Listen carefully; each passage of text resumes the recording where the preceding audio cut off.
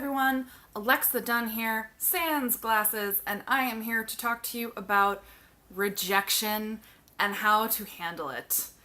Rejection sucks. I'm just gonna say that up front. It sucks. You're allowed to feel really crappy about it when you get rejected, and the reality of any creative industry, but especially publishing, is that you're going to get rejected a lot. Rejection is just a reality of our industry.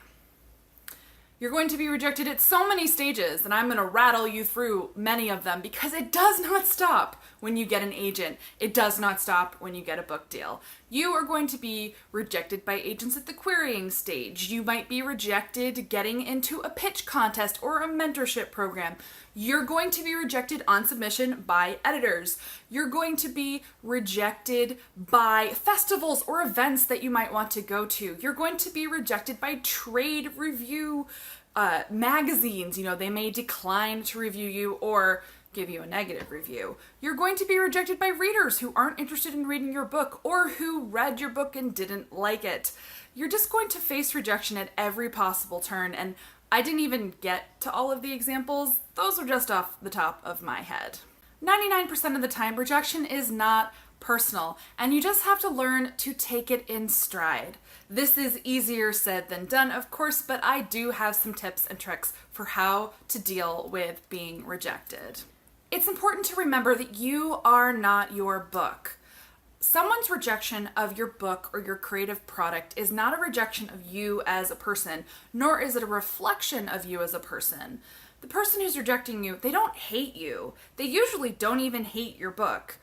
So often taste is subjective, and there are so many factors that go into someone not liking something. So especially when you're looking at the query stage or the submission stage, a rejection, there's so many factors that go into it. It's not, oh, I didn't like this. It's, this just doesn't fit my personal taste, or it's the wrong time. It's not right for my list. The market isn't there. We are subject to the whims of so many things as creative people, so try not to take rejections personally. I'd also like to add that agents don't actually enjoy rejecting people. They are not dream crushers. They didn't get into the industry to crush the dreams of tiny writers. Agents are looking for books to fall in love with. Editors are looking for books to fall in love with. And I'd argue so are readers. But focusing on the agent and editor side, trust me, they don't like sending rejections. They're not trying to crush your hopes. Sometimes it's just a necessary evil that we can't love everything and we can't accept everything or take everything on. Now, I'm giving you full permission to be upset. When you get rejected, feel your feelings. Get angry or sad or dejected or bitter. Whatever you are feeling and need to feel, have those feelings. In fact, I highly encourage you to vent those feelings privately. Never, ever, ever, ever, ever vent your feelings about rejection publicly. That means don't tweet about it, don't blog about it, don't film a YouTube video. Keep those feelings not inside, but in a nice private bubble. This is what friends are for. You can rely both on IRL, friends and family, as well as writer friends. Both can come in handy in this situation. IRL friend or family member can kind of take you away from the creative stuff, give you a space where it's not booked 24/7, so you can get away from thinking about it and just, tell them about it, and they're not going to know anything about the industry, and they're going to say just nice things to you to make you feel better. And then your writer friends, while they get it, they are where you are, or they've been where you are, or they're going to be where you are, and they understand what it feels like to have a book and a project feel so personal and have a rejection be like a knife to the heart. They get it, and they'll listen to you, and they'll say things that may be helpful because they do have that contextual understanding of what it is like to be a writer out in the world trying to make things happen. But once you get your feelings out, I want you to let it go. Let it go, let it go. That's a huge, huge cliche. I'm sorry. But that song runs in my head when I think about these things. I do my best Adina in my head because you can't wallow in those hurt feelings, in the upset, in the sad, in the angry, in the bitter. Because if you wallow, well, you turn bitter, and nobody likes a bitter Betty. If you have a bad attitude about everything and you let those rejections cling to your soul for a really long time, it's going to be hard to move on from those rejections. And if you can't learn to process rejection and move on from it, you're not going to move forward, and ultimately you won't be successful. And there's nothing better for combating rejection than eventually not being rejected. I know this is going to sound weird or hard to hear, but with a little bit of distance, rejection can be a good thing. Hear me out.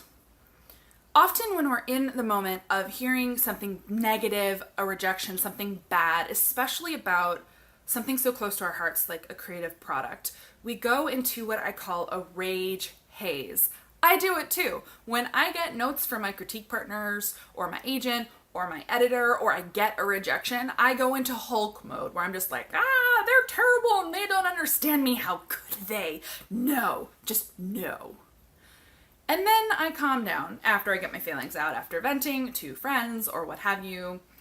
And once I'm able to process and I go back and I look at the thing, whether it's the notes or it is the rejection, so often I'm able to pick out little nuggets that are actually helpful to me, that can help me either revise or get a greater understanding of why I got the rejection. And personally, the why really helps me. I know that the why doesn't help everyone, but I like to know, and I would rather know. Not knowing doesn't help me in any way.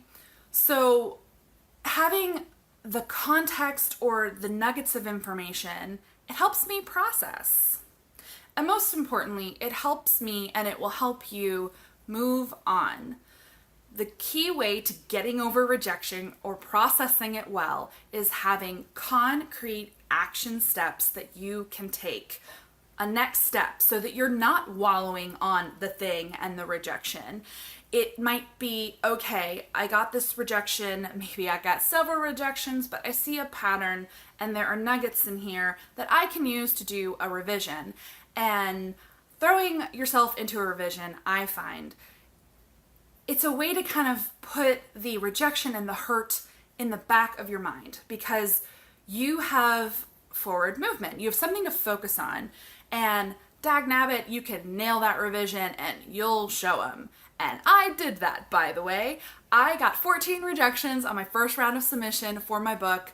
I used all of that rejection like a fuel. I read every single rejection, I kept them in a file, and then I hit that revision like crazy. And then I went back out on submission and my book sold in a month. I used the fuel of those rejections to give me, well, to set myself on fire, I guess, since we're going to be using this metaphor. I'd say the fuel in these situations is essentially hope.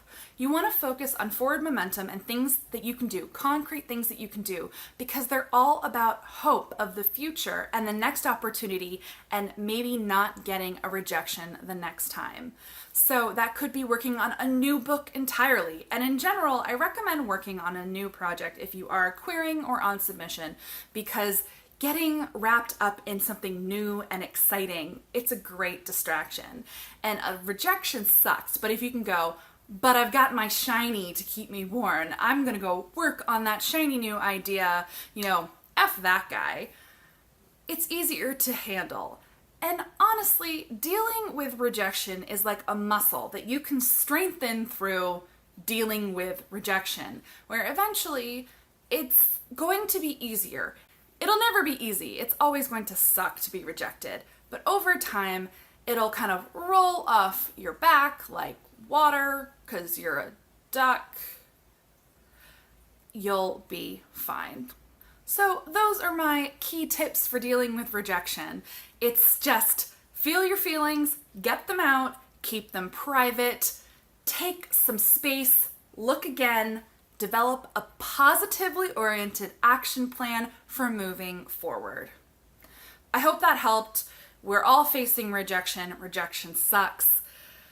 Deep breaths. We're gonna get through this together. So thank you for watching. If you liked this video, please subscribe or hit the thumbs up button down below. Let me know down in the comments any other topics that you're interested in hearing me talk about, and happy writing, everyone.